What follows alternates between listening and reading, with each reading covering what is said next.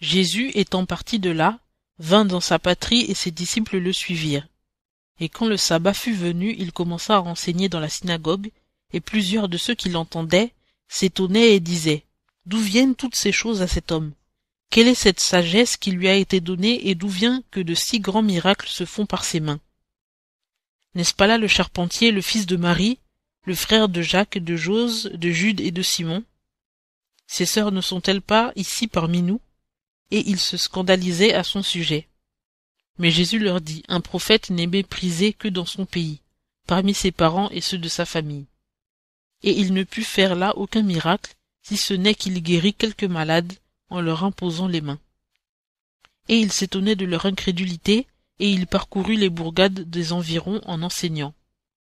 Alors il appela les 12, et il commença à les envoyer 2 à 2, et leur donna pouvoir sur les esprits immondes, et il leur ordonna de ne rien prendre pour le chemin, qu'un bâton, ni sac, ni pain, ni monnaie dans la ceinture, mais des sandales aux pieds et de ne pas porter 2 habits. Il leur dit aussi: En quelque maison que vous entriez, demeurez-y jusqu'à ce que vous sortiez de ce lieu. Et lorsqu'il se trouvera des gens qui ne vous recevront pas et qui ne vous écouteront pas, en partant de là, secouez la poussière de vos pieds en témoignage contre eux. Je vous dis en vérité que le sort de Sodome et de Gomorrhe sera plus supportable au jour du jugement que celui de cette ville-là. Étant donc partis, ils prêchèrent qu'on se repentît, et ils chassèrent plusieurs démons, et oignèrent d'huile plusieurs malades, et ils les guérirent. Or le roi Hérode entendit parler de Jésus, car son nom était déjà célèbre, et il dit: Ce Jean qui baptisait est ressuscité d'entre les morts, c'est pour cela qu'il s'opère des miracles par lui. D'autres disaient: C'est Élie, et d'autres: C'est un prophète, ou comme l'un des prophètes.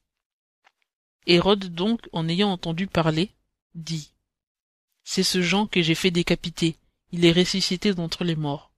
Car Hérode avait envoyé prendre Jean, et l'avait fait lier dans la prison à cause d'Hérodias, femme de Philippe son frère, parce qu'il l'avait épousée.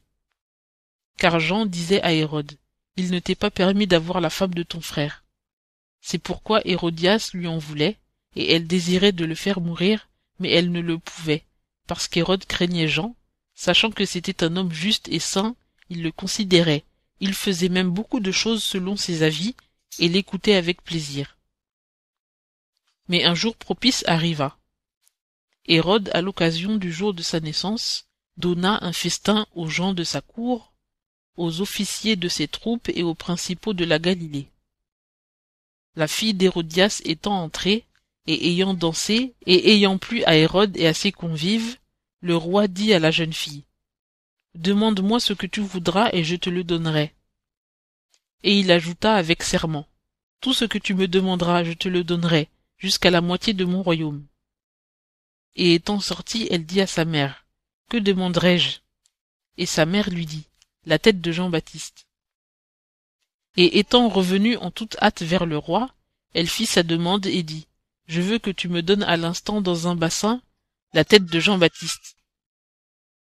Et le roi en fut fort triste. Cependant, à cause de son serment et des convives, il ne voulut pas la refuser. Et il envoya aussitôt un de ses gardes, et lui commanda d'apporter la tête de Jean. Le garde y alla et lui coupa la tête dans la prison, et l'ayant apportée dans un bassin, il la donna à la jeune fille, et la jeune fille la présenta à sa mère. Et les disciples de Jean, l'ayant appris, vinrent et emportèrent son corps et le mirent dans un sépulcre. Et les apôtres se rassemblèrent auprès de Jésus, et lui racontèrent tout ce qu'ils avaient fait, et tout ce qu'ils avaient enseigné. Et il leur dit: Venez à l'écart dans un lieu retiré, et prenez un peu de repos. Car il allait et venait tant de monde qu'ils n'avaient pas même le temps de manger. Ils s'en allèrent donc dans une barque, à l'écart dans un lieu retiré. Mais le peuple les vit partir, et plusieurs le reconnurent, et accourant à pied, de toutes les villes ils arrivèrent avant eux et s'assemblèrent auprès de lui. Alors Jésus étant sorti vit une grande multitude, et il fut touché de compassion envers eux, parce qu'ils étaient comme des brebis qui n'ont point de berger. Et il se mit à leur enseigner plusieurs choses. Et comme il était déjà tard, ses disciples s'approchèrent de lui et lui dirent: Ce lieu est désert et il est déjà tard. Renvoie-les afin qu'ils aillent dans les villages et dans les bourgs des environs, et qu'ils s'achètent du pain, car ils n'ont rien à manger. » Et il leur dit, « Donnez-leur vous-même à manger. » Ils lui répondirent, « Irons-nous acheter pour 200 deniers de pain afin de leur donner à manger ?» Et il leur dit, « Combien avez-vous de pain? Allez et regardez. » Et l'ayant vu, ils dirent, « 5 et 2 poissons. » Alors il leur commanda de les faire tous asseoir par troupes sur l'herbe verte. Et ils s'assirent en rang par centaines et par cinquantaines. Et Jésus prit les 5 pains et les 2 poissons, et levant les yeux au ciel, il rendit grâce et rompit les pains, et il les donna à ses disciples, afin qu'ils les leur présentassent. Il partagea aussi les 2 poissons entre tous. Et tous en mangèrent et furent rassasiés, et on emporta 12 paniers pleins de morceaux de pain et de poissons. Or ceux qui avaient mangé de ces pains étaient environ 5000 hommes. Aussitôt après, il obligea ses disciples à entrer dans la barque et à le devancer sur l'autre bord, vers Bethsaïda, pendant qu'il congédierait le peuple. Et quand il l'eut congédié, il s'en alla sur la montagne pour prier. Le soir étant venu, la barque était au milieu de la mer, et il était seul à terre. Et il vit qu'ils avaient beaucoup de peine à ramer, parce que le vent leur était contraire. Et environ la 4e veille de la nuit, il vint à eux marchant sur la mer, et il voulait les devancer. Mais quand ils le virent marchant sur la mer, ils crurent que c'était un fantôme et ils crièrent. Car ils le virent tous et ils furent troublés.